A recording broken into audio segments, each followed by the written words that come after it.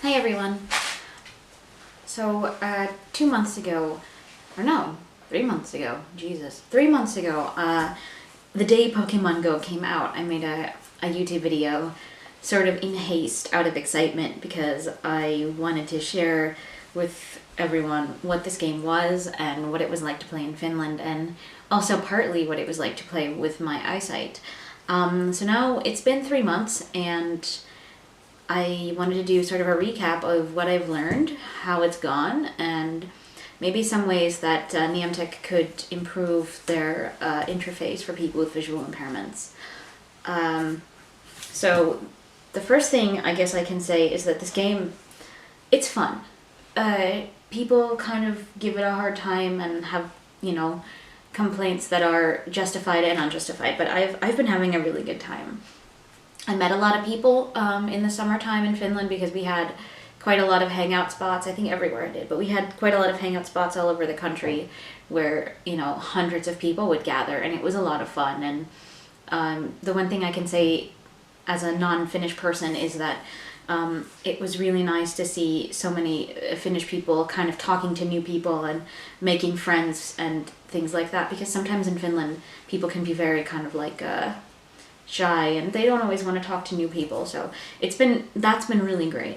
The other thing is that I want to preface this whole thing by saying I've never used a tracker ever, and I think that the tracking systems and the maps that showed you exactly which street the Pokemon was on are cheating.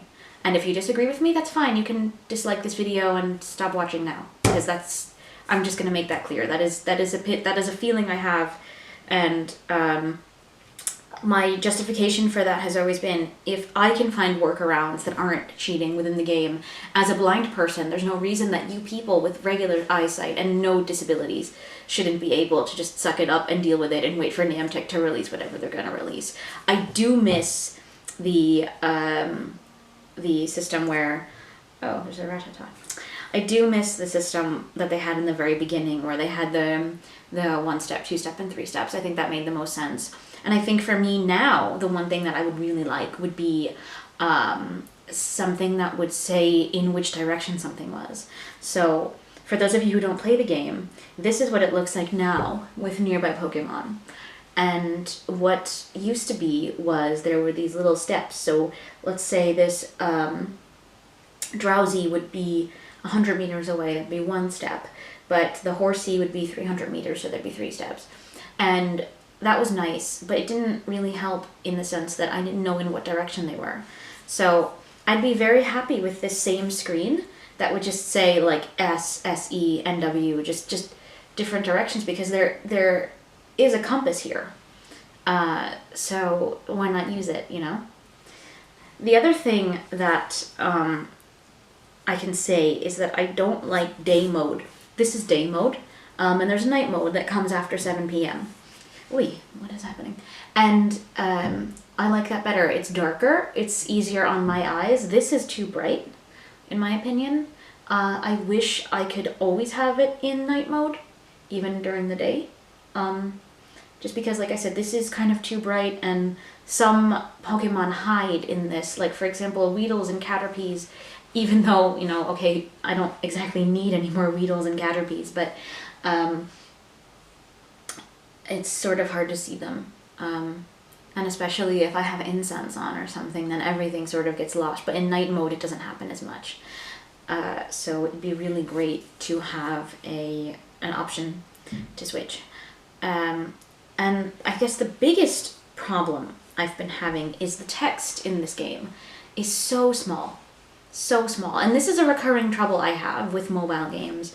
There are very few that actually have large text. But this, because sometimes you do have to read in here. And for example, I have all these badges, and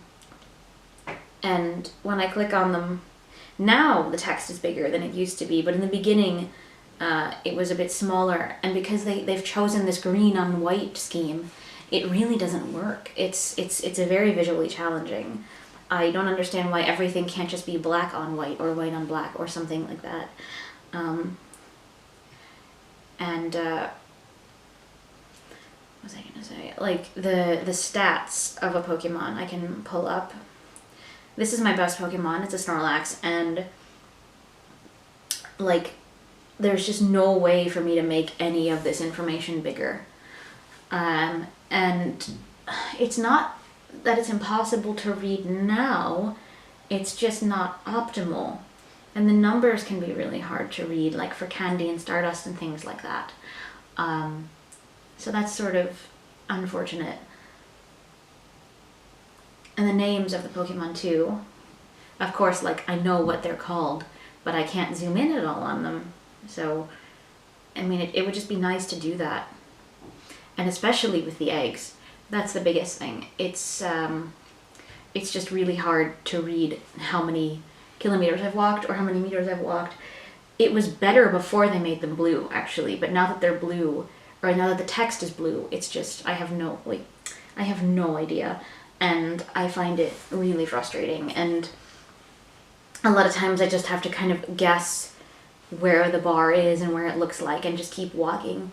I wish the numbers on the eggs could be larger.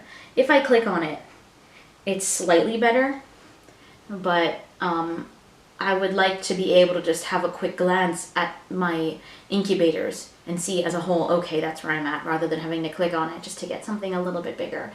But, you know, I'm sure stuff like this will be fixed over time. It's just what I have to deal with now.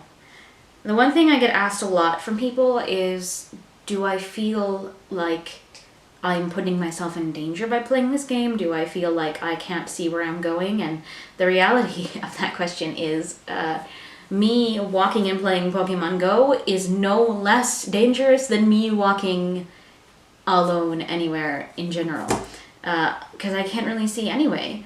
So this just doesn't, this doesn't make that much of a difference in that way. The one thing I can say though is sighted people are definitely paying attention less to me. I've had a couple of people almost run into me with their bikes. I've had a lot of kids kind of bump into me, which is fine, like I'm not offended by it, but I think other people, especially on bicycles, should definitely be paying attention and definitely shouldn't be playing Pokemon Go while they're driving a bike, because especially if they're going quite fast.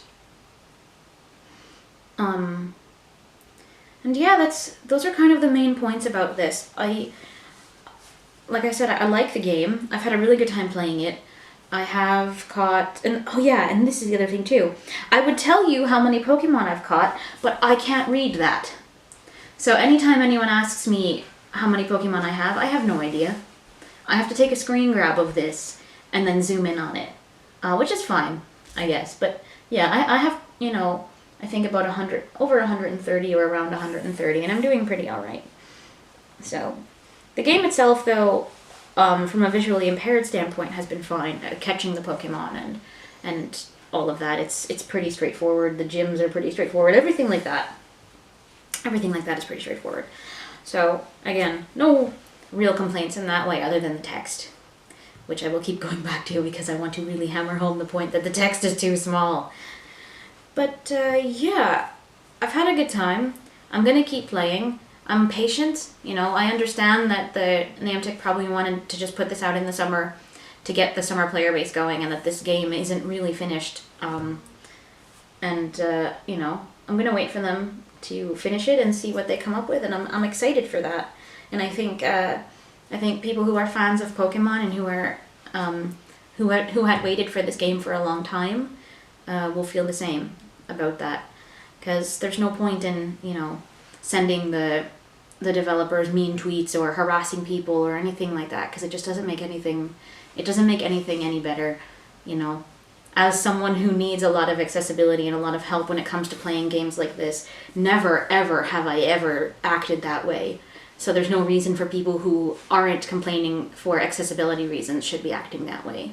I think everyone needs to kind of take a step back, realize that there are people behind this game, and that as people, they have reasons for why they do things. And if we can all just be patient, I have a feeling in a few months this is going to be so much better, because it's already gotten better with the buddy system and everything, and the new gym update and all of that. So be patient, they are people.